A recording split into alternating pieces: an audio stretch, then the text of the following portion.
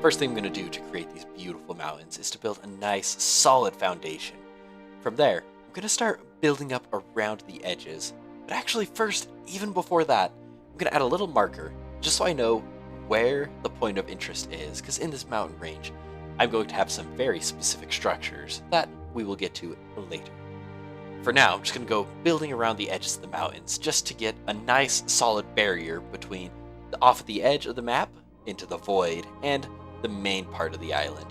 Alright, with that in place, I'm going to build around all the other hills and kind of obstructions I want in the way as you will be coming into the mountain range to explore. I really like the shape here. And in fact, since we've got the main hills, I'm going to just fill in these big boring blank areas. Just add a little bit here, add a little bit there, just roughen it up a bit. That way the terrain isn't too boring. With all that done, I am happy with the shape. It is looking so good so far. Now it's time to just start putting in the little polish details. We'll just go around and smooth all of the hills out, because there's a lot of just little weird divots and random blocks missing here and there. So I'm just going to go and just put a blanket smooth just over everything. Smooth all of the rough edges, just so we get a nice, natural looking, clean set of mountains and valleys, with a few hills sprinkled here and there. There's a couple of these mountains I'd like to build up just a little bit more. There we go. Alright, I've kind of been ignoring this main point of interest here with the red X that I marked. So I'm going to come build it up. It needs to be a little bit fancier terrain here. We'll just build it up nice, smooth it down, and just get a good finish there with a lot of hills, ups and downs, because that's what I'm going to want. And we don't need that red X anymore. Now that the basic shape's in place, we don't just want a big slab of stone in the shape of mountains. We want to come and give it a nice color gradient here. That way we have some harsh shadows leading into some warmer, lighter colors, which are going to look really good once we add the snow to it. Time to cover this area in snow and make it cold and unforgiving, just like my 4th grade teacher if I brought in a late assignment. I really like this blanket of snow that we've got, but there's a lot of little areas where you can just see the stone peeking through underneath.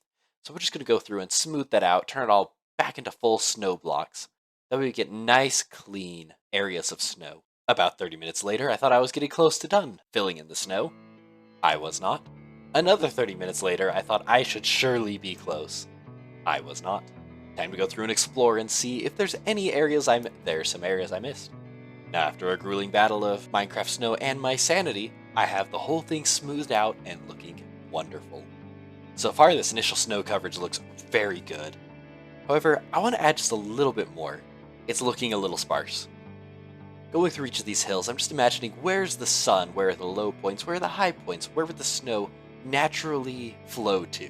And I'm just going to all of these areas and just adding in the snow, smoothing it out a bit, leaving a couple of little stray bits of snow just to give it a nice, smooth transition back into the rocks. And add a little bit of snow over here, a little bit over there, and even a little bit here. And you know, I'm feeling crazy. Let's even add some snow over here in the back where no one will see it.